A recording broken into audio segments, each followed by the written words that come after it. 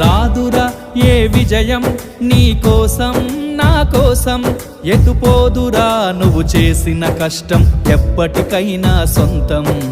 కాలంతో పయనించేవాడికి కానిది ఏముంది, సాధనతోనే సాధ్యమవ్వునని సదాశయంతో సాగర ముందుకు. రాదురా ఏ విజయం నీ కోసం నా కోసం, ఎటుపోదురా నువ్వు చేసిన కష్టం ఎప్పటికైనా సొంతం.